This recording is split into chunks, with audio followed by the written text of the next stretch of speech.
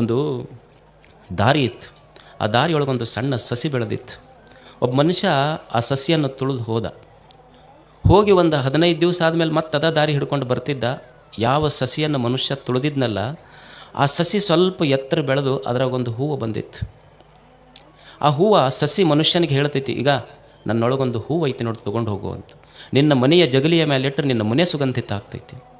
ಭೂಮಿ ತಾಯಿ ಆ ಸಸಿಗಂತಳ, ಅಲ್ಲ ಮೊನ್ನೆರೆ ನೀ ಇಷ್ಟ ಬೆಳೆದಿದ್ದಿ, ನಿನಗೆ ಮತ್ತು ತುಳಿದು ಹೋಗ್ಯಾನ, ಮತ್ತು ಇವನಿಗೆ ತುಳಿದವನಿಗೆ ಹೂವು ಕೊಡಕತ್ತಿಯಲ್ಲ ನೀನು. ಅವಾಗ ಸಸಿ ಅಂತೈತಿ, ಇಲ್ಲ ಯಾರು ಬೆಳೀತಾರ ಬೆಳೆದವನ್ನೆಲ್ಲ ತುಳಿಯೋದ ಮನುಷ್ಯರ ಚಾಳಿ, ಇದೇನು ಹೊಸದಲ್ಲ ಅವ್ರದ್ದು. ಯಾರು ಬೆಳೀತಾರ ಬೆಳೆದವ್ರನ್ನೆಲ್ಲ ತುಳಿಯೋದು ಅವ್ರದ್ದು ಚಾಳಿ, ಇದು ಹಳೇದಿದು. ಅವ್ರ ಕಾಲ ಅವ್ರ ಜಾತಿನ ಹಂಗೈತದು ಅಂತ. ಅವಾಗ ಭೂಮಿ ಅಂತಾಳಲ್ಲ, ಮತ್ತು ಅಷ್ಟು ತುಳಿದವ್ರಿಗೆ ಯಾಕೆ ನೀನು ಹೂವು ಕೊಡಕತ್ತಿ? ಅವಾಗ ಸಸಿ ಅಂತದ ಭೂಮಿ ತಾಯಿ, ತುಳಿದವ್ರನ್ನೆಲ್ಲ ತಲೆಯಾಗಿ ಇಟ್ಟುಕೊಂಡಿದ್ದರೆ ನನ್ನ ಹೃದಯದೊಳಗಿಂದ ಹೂವು ಹೆಂಗೆ ಅರಳತ್ತಿತ್ತು ಹೇಳೋ ಸಾಧ್ಯ ಇರ್ತಿರಲಿಲ್ಲ. ಹಾಗೆ ಏನು ಕೆಟ್ಟದ್ದದ ಅದನ್ನೊಂದು ಸ್ವಲ್ಪ ಮರೆತು ಒಂದು ಸುಂದರವಾದ ಬದುಕನ್ನು ಕಟ್ಟಿಕೊಂಡು ಬದುಕೋದು ಮನುಷ್ಯ. ಈಗ ನಿಮ್ಮ ಮನೆ ಹಿತ್ತಲ್ದಾಗ ಒಂದು ತೆಂಗಿನ ಗಿಡ ಹಚ್ಚಿರ್ತೀರಿ. ನೀ ತೆಂಗಿನ ಗಿಡಕ್ಕೇನು ಸಕ್ಕರೆ ನೀರು ಹಾಕಿರ್ತೀರಿ ಏನದಕ್ಕೆ? ಏನೂ ಇಲ್ಲ. ಆಶ್ಚರ್ಯ ಏನು ಅಂದ್ರೆ, ನೀವು ಜಳಕ ಮಾಡಿದ ರಾಡಿ ನೀರು ಕುಡಿದ ತೆಂಗಿನ ಗಿಡ ನಿಮಗೆ ಕೊಟ್ಟಿದ್ದು, ನೀವು ಕೊಟ್ಟಿದ್ದು ರಾಡಿ ನೀರ, ತೆಂಗಿನ ಗಿಡ ನಿಮಗೂ ಕೊಟ್ಟಿದ್ದು ತಿಳಿ ನೀರ. ಇದು ಚಲೋ ಜೀವನ ಕಟ್ಟಿಕೊಳ್ಳೋದು ಹೆಂಗೆ?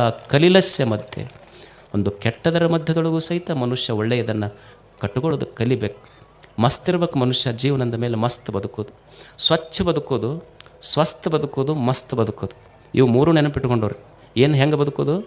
ಸ್ವಚ್ಛ ಬದುಕಬೇಕು. ಮೊದಲು ದಿವಸ ಜಳಕ ಮಾಡ್ಬೇಕು, ತಿಂಗಳಿಗೊಮ್ಮೆ ಮಾಡೋದಲ್ಲ. ಮತ್ತು ಸ್ವಚ್ಛ ಬದುಕೋದು, ಸ್ವಸ್ಥ ಬದುಕೋದು. ಸ್ವಸ್ಥ ಅಂದ್ರೆ ಆರೋಗ್ಯ. ಖಾದರವ್ರು ಮಾತಾಡಿದ್ರಲ್ಲ ನಿಮಗೆ, ಸ್ವಸ್ಥ ಬದುಕೋದು, ಮಸ್ತ್ ಬದುಕೋದು, ಮತ್ತು ಸುಸ್ತಾಗಿ ಬದುಕೋದಲ್ಲ ನಾ ಹೇಳೋದು. ಸ್ವಚ್ಛ ಬದುಕಬೇಕು. ನಮ್ಮ ಊರು ಸ್ವಚ್ಛ ಇರಬೇಕು, ನಮ್ಮ ಮೈ ಸ್ವಚ್ಛ ಇರಬೇಕು, ನಮ್ಮ ಮನಸ್ಸು ಸ್ವಚ್ಛ ಇರಬೇಕು. ಸ್ವಚ್ಛತೆಯ ಮಧ್ಯದೊಳಗೆ ಬದುಕಬೇಕು. ನೀವೆಲ್ಲ ಜಾತ್ರೆ ಪೇಪರ್ ಹಾಳಿ ಎಲ್ಲ ಒಗೆದು ಹೋಗಿರ್ತೀರಿ. ನೀವು ಬೆಳಗ್ಗೆ ಎದ್ದು ಕೂಡಲೇ ನೋಡಿರಿ, 6:00 ಬಂದರೆ ನಿಮ್ಮ ಮನೆ ಇರೋದಿಲ್ಲ, ಅಷ್ಟು ಇಡೀ ಗ್ರೌಂಡ್ ಸ್ವಚ್ಛ ಇರ್ತೈತಿ. ಇದು ಸ್ವಚ್ಛ ಜಾತ್ರೆ. ಸ್ವಚ್ಛತೆಯನ್ನು ಕಲಿಯುವುದಷ್ಟೇ, ಸ್ವಚ್ಛವಾಗಿರ್ಬೇಕು. ಏನು ಗವಿಸಿದ್ದಪ್ಪಜ್ಜನ ಗುಡಿ ಮೇಲೆ, ಗವಿಸಿದ್ದಪ್ಪಜ್ಜನ ಗೋಪುರಕ್ಕೆ ಬಂಗಾರದ ಕಳಸ ಕೊಡಿಸ್ದವನು ಭಾಳ ದೊಡ್ಡ ಭಕ್ತಿ ಅಂತಲ್ಲ. ದಾಸೋಗದೊಳಗೆ ಉಂಡವನು ಮುಸ್ರಿ ಬಳದ ಸ್ವಚ್ಛ ಮಾಡಿದವನ ಭಕ್ತಿ ಅದಕ್ಕಿಂತ ದೊಡ್ಡ. ಬಿದ್ದ ಪೇಪರ್ ತೆಗೆದು ಆರಿಸದ ಡಸ್ಟ್ಬಿನ್ನಿಗೆ ಹಾಕಿದವನ ಭಕ್ತಿ ಅದಕ್ಕಿಂತಲೂ ದೊಡ್ಡ. ಸ್ವಚ್ಛ ಇರಬೇಕು ಮನುಷ್ಯ. ಸ್ವಚ್ಛತೆ ಜೀವನದಲ್ಲಿ ಬಹಳ ಮುಖ್ಯ. ಸ್ವಸ್ಥ ಇರಬೇಕು. ಆರೋಗ್ಯದ ಬಗ್ಗೆ ನೀವು ಕೇಳಿದ್ರಿಲ್ಲ, ಯಾರು ಶ್ರೀಮಂತರು ಅಂದ್ರೆ 10 ಸಕ್ರೆ ಕಾರ್ಖಾನೆ ಹಾಕ್ಯಾನ, ಅಧ್ಯಕ್ಷದನ. ಬೆಳಗ್ಗೆ ಎದ್ದು ಕೂಡಲೇ ಬರೀ ಹಾಗಲಕಾಯಿ ರಸ ಕುಡಿಬೇಕ. 10 ಶುಗರ್ ಫ್ಯಾಕ್ಟ್ರಿ ಮಾಲೀಕ, ಶುಗರ್ ಐತಿ ಏನು ಮಾಡೋದು? ಅವ ಶ್ರೀಮಂತ ಅಲ್ಲ. ಏನು ಮನ್ಯಾಗ ನೋಟಿನ ಪೆಂಡಿನೇ ಒಟ್ಟ್ಯಾನ. ಮನ್ಯಾಗ ಟ್ರಿಜರಿ ಒಳಗೆ ನೋಟಿನ ಕಟ್ಟಿದ್ದವ ಶ್ರೀಮಂತ ಅಲ್ಲ. ದುಡ್ಯಾಕ ಕೈಕಾಲು ಗಟ್ಟಿದ್ದವ್ರ ನಿಜವಾದ ಶ್ರೀಮಂತರಷ್ಟೆ. ಆರೋಗ್ಯ ಚಲೋ ಇರಬೇಕು, ಸ್ವಚ್ಛ ಇರಬೇಕು, ಸ್ವಸ್ಥ ಇರಬೇಕು, ಮಸ್ತ್ ಇರ್ಬೇಕು. ಮತ್ತು ಏನು ಸಂಸಾರ ಅಂದಮೇಲೆ ಸ್ವಲ್ಪ ಹೆಚ್ಚ ಕಡಿಮೆ ಆಗೋದೆ. ಇದಕ್ಕೆ ಜೀವನ್ಮುಕ್ತಾವಸ್ಥೆ ಅಂತಾರೆ. ಏನು ಅಂದ್ರೆ ನಿನ್ನೇನಾಯ್ತು ಆಯ್ತು, ನಿನ್ನೆ ಕಳೆದು ಹೋಗೈತಿ. Past is dead. ನಿನ್ನೆ ಅನ್ನೋದು ಘಟಿಸಿಬಿಟ್ಟೈತಿ. ನಾವು ಹಿಂದಿಂದ ಬಹಳ ನೆನಪಿಸ್ಕೊಂಡು ತಲೆ ಕೆಡಿಸ್ಕೊತೀವಿ. ಬರಲಿರದ ನಾಳೆಗಾಗಿ ಕಲ್ಪಿಸ್ಕೊಂಡು ದುಃಖ ಪಡ್ತೀವಿ, ಭಯ ಪಡ್ತೀವಿ. ಕಳೆದು ಹೋದ ನಿನ್ನೆಯನ್ನು ಮರಿಬೇಕು. ಬರದೇ ಇರುವ ನಾಳೆಗಾಗಿ ಭಯ ಪಡಬಾರ್ದು. ದೇವರು ಏನು ಈ ಕ್ಷಣ ಕೊಟ್ಟನ, ಈ ಕ್ಷಣ ಚಂದ ಕೊಟ್ಟನ, 2 ಮಾತು ಕೇಳೋದು, ಜಾತ್ರೆ ನೋಡೋದು, ಮಸ್ತ್ ಉಂಡು ಮಸ್ತ್ ಮನೆಗೆ ಹೋಗಿಬಿಡೋದು. ಮಸ್ತ್ ಇರ್ಬೇಕು ಮನುಷ್ಯ. ಈಗ ಒಬ್ಬ ರೈತ ಅದಾನ, ಹೆಂಗೆ ದುಡಿಬೇಕು ಹೊಲದಾಗ ಅಂದ್ರೆ, ಭೂಮಿ ತಾಯಿ ಅಂತಿರ್ಬೇಕು. ಏನಪ್ಪ ಎಷ್ಟು ದುಡಿತೀನಿ, ನಾನಾ ದಣದೀನಿ, ನೀನ ವಿಶ್ರಾಂತಿ ತಗೋ ಹೋಗಂತ ಭೂಮಿ ತಾಯಿ ಅಂತಿರ್ಬೇಕು. ಹಂಗೆ ಮಸ್ತ್ ದುಡಿಯೋದು ಹೊಲದಾಗ ಅಷ್ಟೆ. ಮಸ್ತ್ ಉಣ್ಣೋದು, ಮಸ್ತ್ ನಿದ್ದೆ ಮಾಡೋದು, ಮಸ್ತ್ ವ್ಯವಹಾರ ಮಸ್ತ್ ಇರಬೇಕು. ಶಿಸ್ತಿರ್ಬೇಕು, ಸುಸ್ತಿರಬಾರ್ದು ಅಷ್ಟೆ. ಇದನ್ನು ಕಲಿಯೋದು ಮನುಷ್ಯ ಜೀವ. ಒಂದು ಸಂಸಾರ ಅಂದಮೇಲೆ ಒಂದು ಸ್ವಲ್ಪ ಹೆಚ್ಚು ಕಡಿಮೆ ಪ್ರಪಂಚ ಇರೋದಲ್ಲ. ಏನು ಮನೆ ಜಗಳ ತಂದು ಬಜಾರಕ್ಕೆ ನಿಂತರೆ ಹೆಂಗೆ ನಡೀತೈತೆ ಹೇಳಿ. ಮೊದಲು ಹೊಸದಾಗಿ ಈ ಕನ್ಯಾ ಫಿಕ್ಸ್ ಆಗಿರ್ತೈತೆ ನೋಡ್ರಿ, ಫಿಕ್ಸ್ ಆಗಿತ್ತು. ಇವ ಫೋನ್ ಹಚ್ತಿದ್ದು ನಾನು, ಆಕೆ ಒಟ್ಟ ಫೋನ್ ಎತ್ತಿದ್ದಿಲ್ಲ. ಒಂದು ಫೋನ್ ಎತ್ತಲಾರ್ದಕ್ಕೆ ಜಗಳ ಆಡ್ತಿದ್ದಂತೆ. ನೀವು ಮಾತಾಡೋದೇ ಇಲ್ಲ ನನ್ನ ಕೂಡ, ನೀವು ಮಾತಾಡೋದೇ ಇಲ್ಲ ನನ್ನ ಕೂಡ. ಆಮೇಲೆ 1 ವರ್ಷ ಆಯ್ತು ಮದುವೆಯಾಗಿ. ಆದ ಕೂಡಲೇ ನನ್ನ ಹೆಂಡತಿಗೆ ಹಿಂದೆ ಕುಂದಿರ್ಸ್ಕೊಂಡು ಹೊಂಟಿದ್ದ. ಹಂಪ್ಸಿಗೆ ಹೆಗರಿ ಬಿದ್ಲಕ್ಕಿ. ಇವನ ಬೀಳ್ಸಿದ್ನೇನು ಅದು ಬಿತ್ತೋಗ. ಬಿದ್ದ ಕೂಡಲೇ ದವಾಖಾನೆಗೆ ತೊಗೊಂಡು ಹೋದ. ಡಾಕ್ಟ್ರ್ ಹೇಳಿದ್ರು, ಇಲ್ಲಪ್ಪ ಹಂಪ್ಸಿನ ಮೇಲೆ ಬಿದ್ದಾಳ, ತುಟಿಗೆ ಗಾಯ ಆಗೈತಿ, ಮ್ಯಾಲಿನ ತುಟಿಗೆ ಗಾಯ ಆಗೈತಿ. ಸರ್ ಏನು ಮಾಡ್ಬೇಕು? ಇಲ್ಲ ಅದು ಮ್ಯಾಲಿನ ತುಟಿ ಹರಿದೈತಿ, ಹೊಲಿಗೆ ಹಾಕ್ಬೇಕು ಅದಕ್ಕೆ.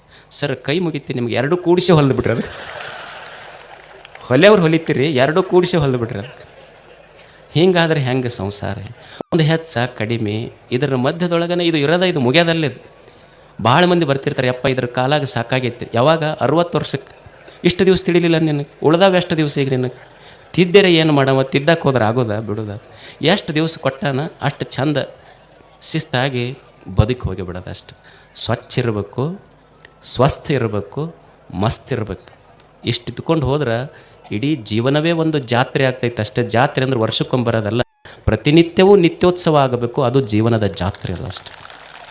ಹಾಗೆ ಅಂಥ ಒಂದು ಸುಂದರ ಬದುಕನ್ನು ಕಟ್ಟಿಕೊಳ್ಳುವುದಕ್ಕಾಗಿಯೇ ಇಲ್ಲಿ ಹಲವು ಜನ ಯತಿಗಳು, ವಿದ್ವಾಂಸರು, ಕಲಾವಿದರು ಎಲ್ಲೆಲ್ಲಿ ಅವರು ಬಂದಾರ ನೋಡ್ರಿ. ನಿಮಗೆಲ್ಲ ಭೇಟಿ ಆಗ್ಲಿಕ್ಕೆ ನಿಮ್ಮನ್ನು ನೋಡ್ಬೇಕು ಅನ್ನಿಸ್ತೈತೆ ಅವ್ರಿಗೆ. ಯಾಕಂದ್ರೆ ಇಷ್ಟು ಚಲೋ ಜನ, ಇಷ್ಟು ಲಕ್ಷ ಮಂದಿ ಕೂಡಿರಪ್ಪ. ನಿನ್ನೆ 8ರಿಂದ 10 ಲಕ್ಷ ಮಂದಿ ಕೂಡ್ಯಾರಂತಾರೆ. ಓಣ್ಯಾಗ ಇಬ್ಬರು ಕಟ್ಟಿ ಮೇಲೆ ಕುಂತ್ರೆ ಹೊಡೆಪೆಟ್ಟಾಕೈತಿ. ಇಲ್ಲಿ 10 ಲಕ್ಷ ಮಂದಿ ಸೇರಿದ್ರು ಎಷ್ಟು ಶಾಂತ ಕುಂತೀರಲ್ಲ. ಇದು ನಿಜವಾದ ಭಾರತ, ಇದು ಅಷ್ಟೆ. ನಿಮಗಿಷ್ಟು ಹೊಗಳ್ಕೊಂತಿದ್ರು ಸುಮ್ಮಿರವ್ರು ನೀವು. ಬಸವಣ್ಣವ್ರು ಅಂತಾರೆ, ಇಷ್ಟು ಹೊತ್ತಾದರೂ ನೀವು ನೋಡಿ ಅಜ್ಜನ 2 ಮಾತು ಕೇಳಬೇಕಂತ ಕುಂತೀರಲ್ಲ.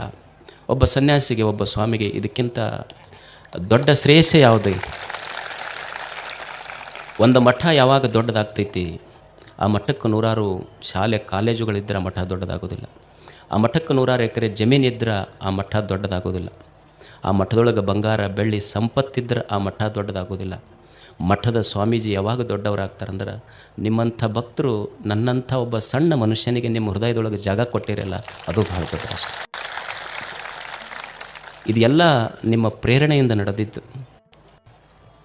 ಇಷ್ಟು ಜನ ಇಷ್ಟು ಹೊತ್ತಾದರೂ ಶಾಂತ ರೀತಿಯಿಂದ ಮನೆ ಮರೆತು ಕುಂತೀರಿ ನೀವು. ಹೋಗಬೇಕಂತ ಲಕ್ಷ್ಯ ಬರುವಲ್ದು. ಮನೆ ಮರೆತು ಇಲ್ಲಿ ಕುಂತೀರಿ ನೀವು.